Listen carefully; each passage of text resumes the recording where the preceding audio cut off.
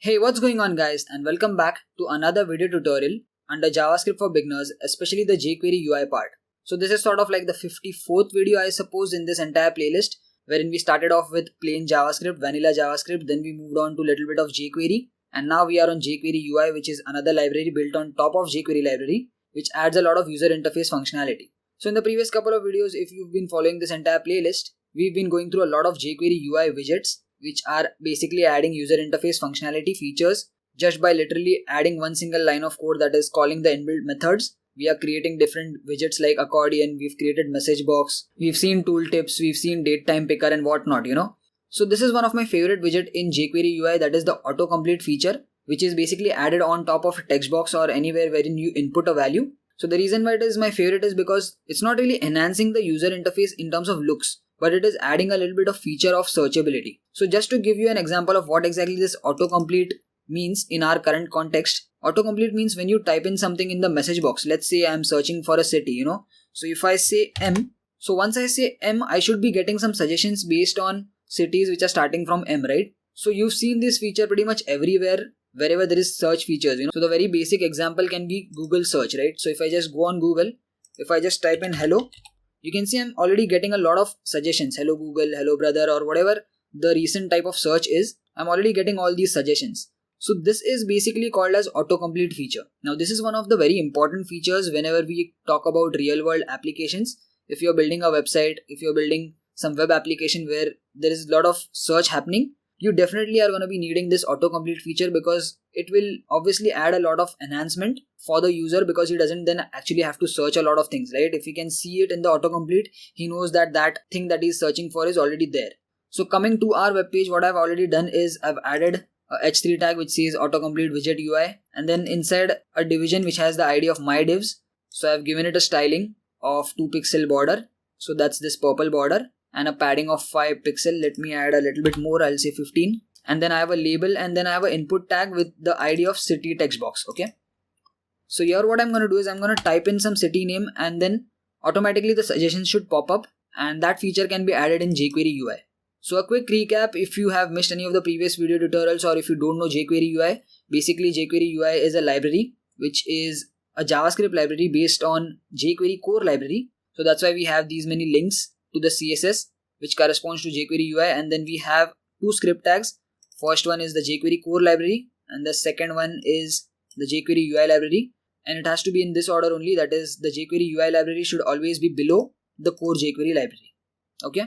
Now we have opened up another script tag over here, inside which we are going to type in all the code for jQuery UI. So what we'll do is we'll quickly select this text box by using the ID. So the ID of this text box is, you can see, city text box. So we've already seen what are selectors in jQuery.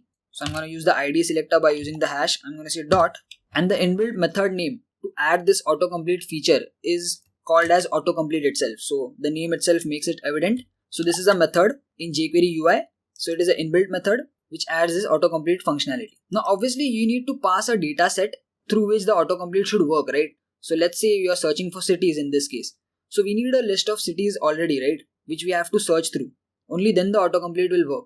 So in this method, we have to pass an array of all the items that we want to search. So what I'll do is I'll quickly create an array over here. I'm going to say var my cities equal to, I hope you know how to create an array. We've already seen this.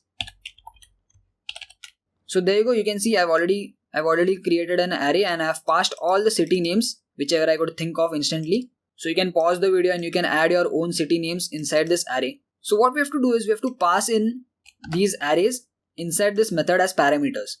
So this autocomplete method takes in two parameters, and when we pass parameters in this method, we pass it as options. Those are called options basically, and they have to be in curly braces. So if you've seen any of the widget videos previously, we pass everything in curly braces, right? In this case, there are two curly braces because there are two parameters that we're going to be passing. The first one, again, this is an object. Inside this, we will pass the source. Okay. Now the source over here is this array. So I have to say source, and then I have to pass the array name. Okay. So once I do this, I have basically actually covered the autocomplete feature. So what are these two curly braces for? So this is for some extra options which we will see in a minute. Right now, let's see if our autocomplete works. What I'm going to do is I'm going to type in new, N-E-W, and you can see there are three different cities, New Delhi, New York, and New Jersey.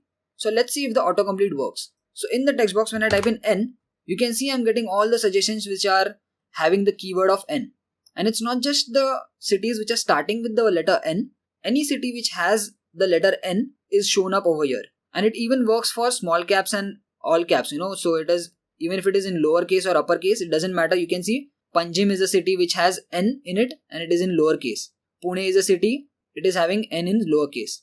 So now let's type in another word. I'm going to say NE. And now you can see the search has more refined because it is searching for a pattern of NE inside the entire text. You can see Pune has PUNE. So NE is over here also. And then all the three results are new, which means we are refining the search. So when I type in W, the suggestion box should not have Pune in it. So I'm going to click W and there you go. Now we have all the three cities which are having this keyword of NEW. So even if it was in small caps NEW, you can see we are getting the three suggestions only. Now you can select any one of this. So this is our very basic autocomplete feature, and you can have a little bit more customization in terms of options, and those things we have to pass in this second curly braces pair. So I'm going to hit enter over here. Now a few options I'm going to show because there are not a lot of options over here that we can customize, because basically we've actually achieved our feature, that is the main functionality. But let me just show you the three different options.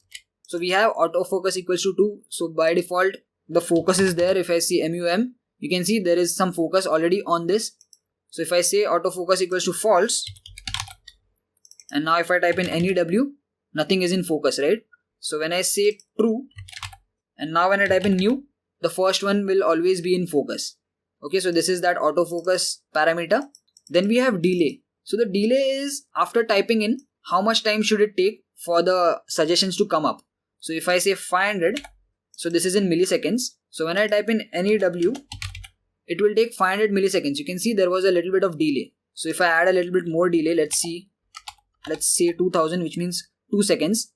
So when I type in NEW, you can see it is taking 2 seconds, right? You had to wait for some time and only then the suggestions came in. So usually this is not used and the delay is always usually kept at 0. So we'll keep it at 0. Now this is pretty much used a lot, minimum length, which means that after typing 2 letters, only then the suggestions will come up. So if I keep it at 3 and if I say NE, you can see we are not getting any suggestions because the minimum length is 3.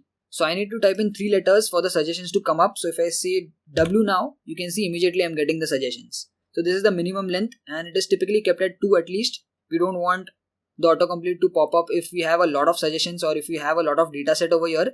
And if we just type in one word, the entire autocomplete will be populated with a lot of names, right? So you want a pattern over here. So that's why sometimes the minimum length is greater than 1. At times it is 2 or 3. So yeah, this was a very basic autocomplete feature and you can dynamically load these values also. Obviously this is something that we are doing in the front end, right? But this can be some JSON array which you are fetching in from some other API or pulling in some data from some other location and then you are populating it. So that can also be done. You can directly cut this and put it over here also. Just comment this out. So instead of creating an array variable, you can do it over here also. Okay, I forgot to add a semicolon, I suppose, over here. Let me just change the minimum length to 1. And let's see if this works. I'm going to say N. So you can see, there you go. The suggestions are still working. So you can directly add the source over here. And as I mentioned, this source can be coming in from any other API, from JSON feed or some dynamic feature behind the scenes if you're using some server-side scripting also. So yeah, this was the autocomplete feature using single line of code, that is the autocomplete method in jQuery UI, and this is a very important feature and functionality which you can add in your projects. So yeah, that's it for this video guys. This was the autocomplete widget in jQuery UI. If you like this video, give it a thumbs up. Let me know in the comments how this video was. Do share it with your friends and I'll see you guys in the next video. Peace.